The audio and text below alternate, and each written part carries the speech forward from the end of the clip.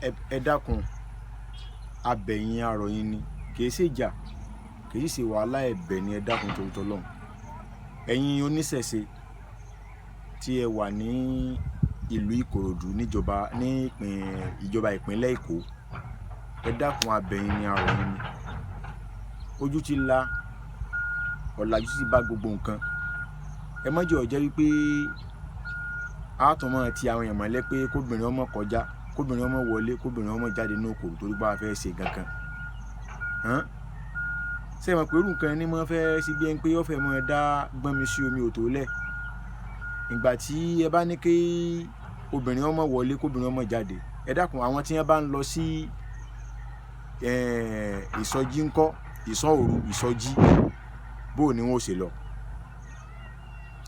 Ẹ dákun ká ti apá àwọn tí ó lọ sóòru tí wọ́n lọ sọjí, àwọn mùsùlùmí dẹ́yìn pé wákàtí 5 ní ọmọ kí lójúmọ́, bó ni wọ́n ó ṣe lọ mọ́sálásí. Ǹjẹ́ ní òní di wàhálà bí? Sí òní di ìjà ẹlẹ́sìnmẹ̀sìn? Ẹ dákun, Yorùbá bọ̀ wọ́n ní bẹ́rù bá kọlẹ̀ tọkọ òkè ó tún níbi tá a gbé ka. Ẹ̀yin àgbàlagbà náà lọ sọ bẹ́ẹ̀, ó níbi tẹ́ ẹ lè gbé ka. Ọlọ́gbọ́n tẹ́ ẹ máa dá sí, kì í sọ̀rọ̀ ọjà ni mo ń sọ o, ẹ gbé kì í sọ̀rọ̀ ọ̀rọ̀ ẹ̀sìn. Gbogbo ọmọ Yorùbá àlàáfíà làwa ń fẹ́, ó jẹ́ àmọ́ sọgbọ́n tá à ń sọ yìí. Arọ ìjọba ìpínlẹ̀ Èkó náà, ẹ dákun, ẹ bá ní wá nǹkan ṣe sí gbogbo ìséde mọ́ jáde mọ́ wọlé, ẹ má jẹ́ ó ṣẹlẹ̀ mọ́.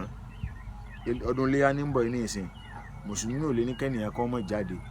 Bẹ́ẹ̀ Easter Monday náà tó bá dé, mùsùlùmí ò lè ní kẹ́nìyàn kan mọ́ jáde.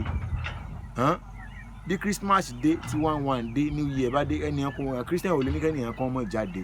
Ẹ̀yin oníṣẹ̀ṣe, ẹ dákun, ẹ̀yin ẹ bá wa gbé kínní ìyẹ̀wò, ẹ má jẹ́ afaranira wa. Kò sábú mi kó kálukú sọdún rẹ̀ gẹ́gẹ́ bá a ṣe mọ̀ pé nínú òfin fàyè gba gbogbo oníkálukú láti ṣe ẹ̀sìn tó bá wù. Tó bá kálukú bá fẹ́ sọdún rẹ̀, má jẹ́ a fi disturb ara wa, ká má fi dira wa lọ́wọ́. Kí káràkátà ọmọ lọ kó kálukú ọmọ jẹ kọ́ mọ lò sẹ́mi rẹ̀ rọrùn, kálàáfíà ó lè bàjọba. Gbé ọmọ Yorùbá, èyí tèmi mú wá nìyẹn ò kì í sọ̀rọ̀ ọjà o. Ó dàbọ̀, ká tún máa pàdé.